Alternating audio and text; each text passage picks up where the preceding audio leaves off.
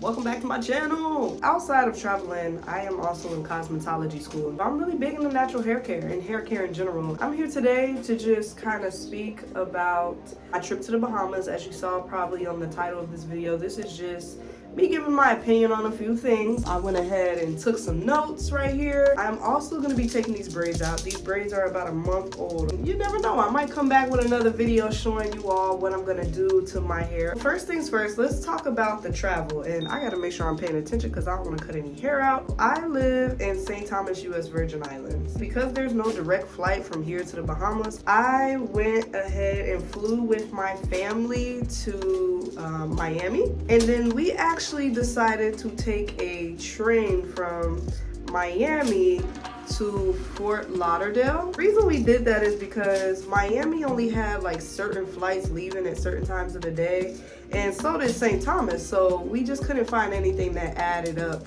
to where we could just do a direct flight. So we went ahead and stayed in Fort Lauderdale for one night, and we actually enjoyed ourselves there. We stayed at, I think it was the Hampton or Hilton, and it was just for one night. So we didn't have, we weren't looking for much when it came down to that. Now the reason I really enjoyed this was because I've never been on a train ride before. So that was like really cool to see and experience, and just being able to experience the States after not living in the mainland for almost 7 years. Let me tell you, the first things first, like we took Ubers.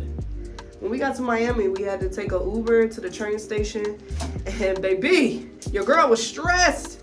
How do y'all deal with all that traffic? I'm like, there's no way I will be driving in this every single day, Also, Ubers, I mean, they cool and everything, but I just don't miss that fast life, you know what I'm saying? We also took an Uber that next morning to Miami because apparently Miami and Fort Lauderdale are like very close to each other, y'all. We took an Uber from there to Miami's airport, and the airport was packed, but we were taking Western Air, which is the flights to the Bahamas. What's really nice is from Miami to the Bahamas is only like a 20-minute trip, y'all. Like, it's not long at all, which I absolutely loved.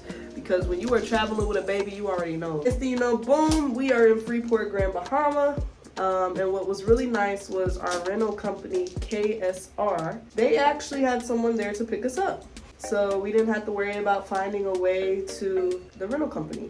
Now, keep in mind, if you are a U.S. citizen or not a citizen of the Bahamas, you need a passport. The Bahamas is independent, and yes, sweetheart, customs is right there the moment you get off that plane. We got to the airport and got cleared through customs. They went ahead and checked all our bags. Went ahead and stayed at the Ocean Reef Resort. The Ocean Reef Yacht Club. Resort and Yacht Club, the Ocean Reef Resort and Yacht Club. It was nice. We went ahead and first went up to the room. It was almost like an apartment, basically. It was their 1-bedroom suite, and they had a full kitchen. They had pretty much everything we were needing during our stay. It had a nice jacuzzi, and again, you probably saw that if you watched my last video. I can say that this resort is very quiet. Even though there was people there, it was pretty quiet. Kids were welcome. It was no problem with the children. Kids just hung in the pool all day, had themselves a good time, okay? So that was fun. Now, they also have a restaurant on the resort, Ocean's Blue, and the restaurant was cool. I was a little worried at first because I'm just unraveling the braids now, y'all, where my hair is.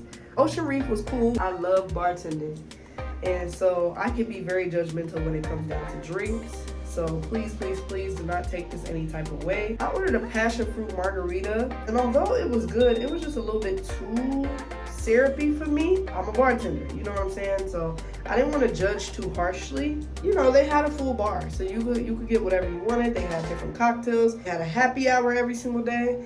But when we got there, I went ahead and ordered the sushi, and when I tell you that sushi was banging, I was like, oh, I'm gonna be here every single night, I'm gonna be here every single night. Come to find out, the sushi is only on Thursdays, and I was like, what? We kept getting their flatbread because it's like a pizza. They do have a kids menu as well. But the flatbread was good. I'm not gonna lie, the flatbread was good. I went back one other time and had their Alfredo pasta, and that was okay too. I would give that like a 7 out of 10. Versus the sushi I would definitely give a 10 out of 10. This is not major things that I'm complaining about. You see what I'm saying? These are not major make or break situations. They do have a little boutique there. She had little souvenirs in there. It's connected to the restaurant. I actually went to her one time because I needed a swimsuit. But keep in mind when you go, like the sizes, what she has, what you see, that's what she has. So I was like asking her for a small and stuff, and she's like, oh, this swimsuit would be cute, that swimsuit would be cute, but the sizes were way too big for me. So I wasn't able to really find anything. I actually ended up finding one swimsuit, one that fit me. Not necessarily what I wanted, but beggars can't be choosers, you see what I'm saying? And all I did was go to the Lucaya marketplace and find what I was looking for anyway, so it was no big deal. So they do serve breakfast. I don't know if breakfast is only on certain days or not, but they do serve breakfast. It's like a breakfast buffet.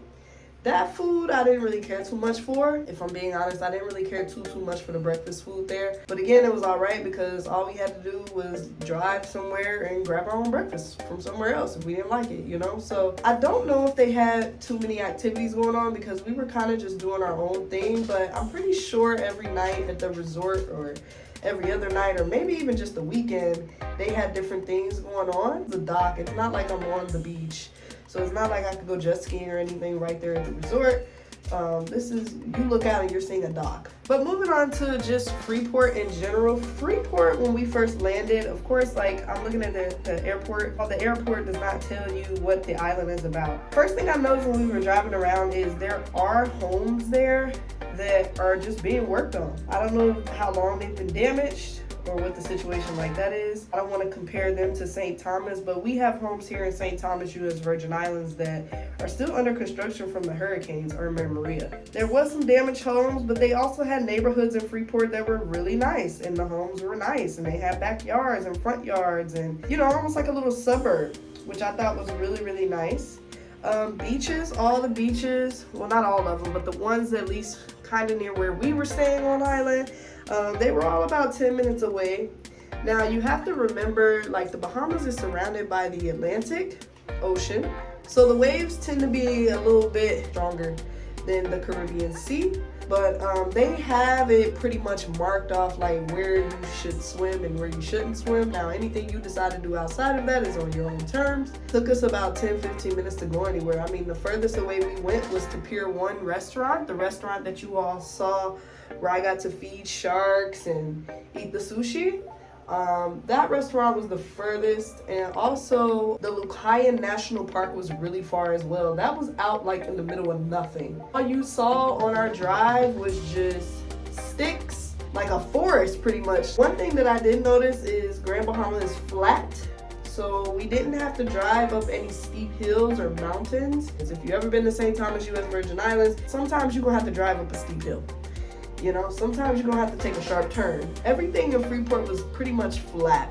So I thought that was really nice. A lot of roundabouts. They have traffic lights, yes, but there's a lot of roundabouts. So when we were taking our GPS, which Google Maps worked perfectly fine there, it was telling us like, oh, take the second exit at the roundabout, take the first exit at the roundabout. So you need to understand roundabouts. This is not to compare to any other island because I do believe that all islands have their pros and cons. I was only in Freeport for a week, okay?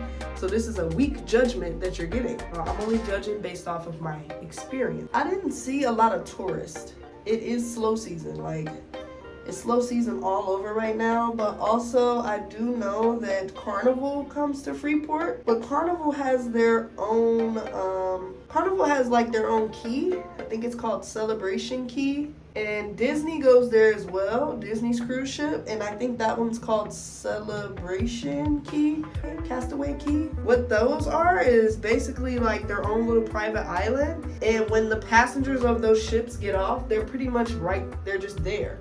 Unless they like book a taxi to go to like the marketplace or somewhere else in Freeport. I did not experience a lot of tourism. There wasn't a lot of traffic. We weren't like being bombarded with taxis. It was pretty quiet for the most part. It was pretty laid back. I do hope that Freeport, Grand Bahama kind of keeps the tourism.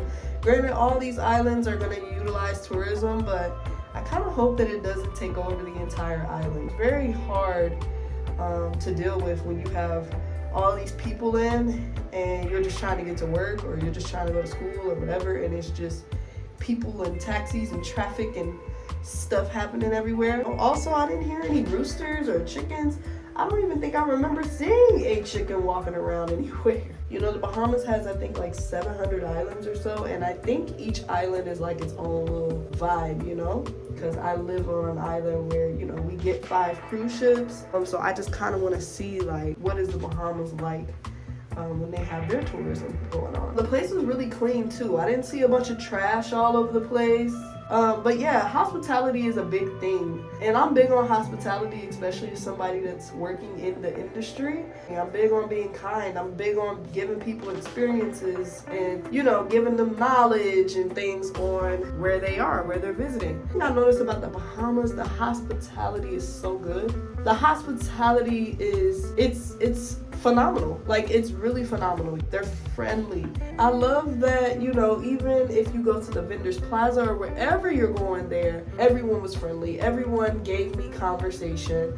It just was it was very nice. They do add a VAT tax, VAT, and every single check also had gratuity. They have their own currency, and I do recommend that you travel with some type of cash. But what's really cool about the currency as far as like the US dollar versus the Bahamian currency is it is 1-to-1. So their dollar equals the US dollar. We were actually combining currencies to pay for checks. You know, we were giving them Bahamian money and US dollars. I don't know if I said this, but you drive on the left side there. If that makes you nervous, I understand completely. But if you are going to drive for the first time on the left side, just follow the traffic.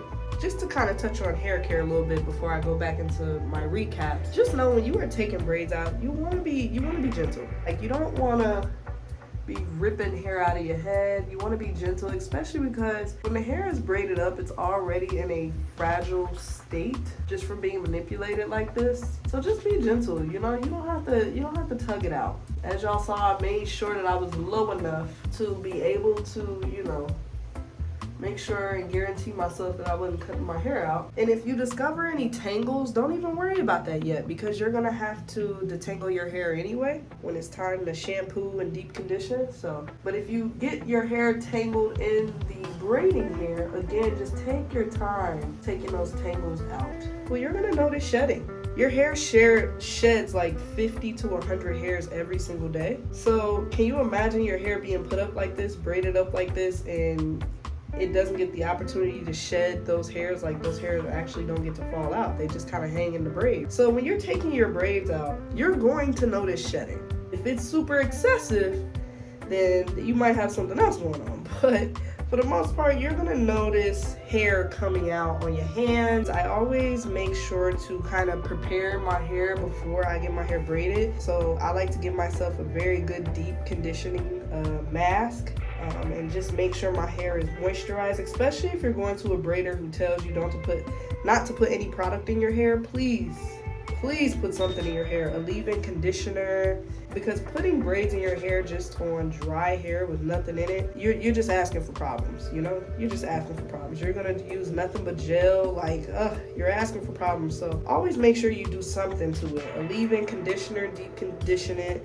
You know, just treat it with some love before you get those braids put in, because a braider who knows hair care will be able to braid your hair with that product in. And of course, you don't want to put too much to where the hair is, you know, slippery, where they can't grip your hair, but you want to put enough to where your hair is protected. These were actually just knotless braids. As y'all saw, I had them in like a bob style, which was really, really cute. Shout out to Stitches by Connor for the braids. She did an amazing job. I pretty much kept these in for my entire vacation, and then I made sure to pack my travel size products, because I used to hate having to buy like little travel size bottles and pouring product in there and all of that. No. If you want, you can click on the link to Donna's recipe and you can order the travel collection. There's no styling products in there, but there is a shampoo, a conditioner, a leave-in conditioner, and a hair cream, which was great.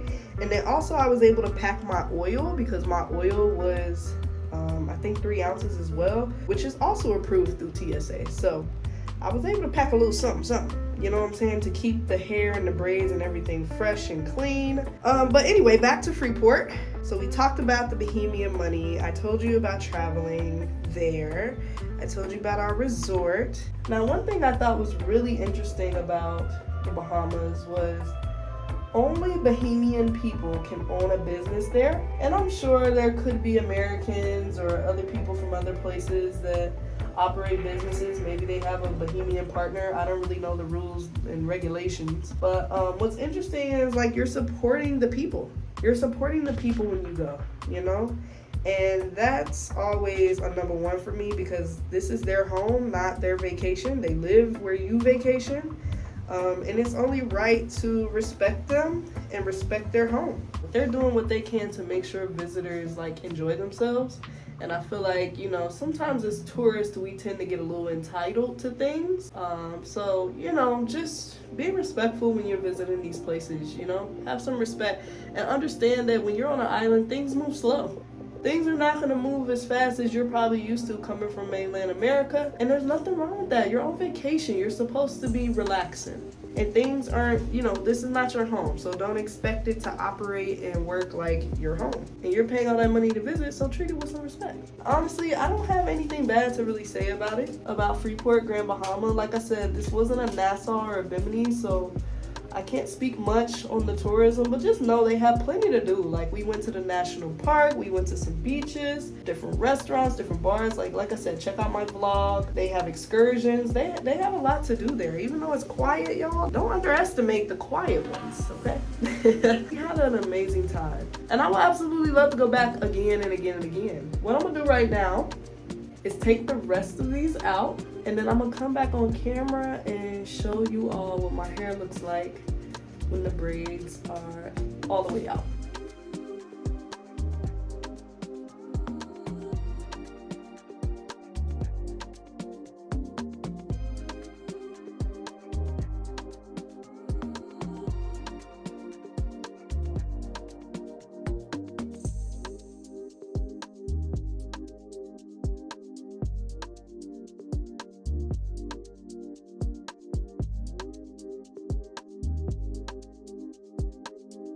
Alright, y'all, this is the last braid.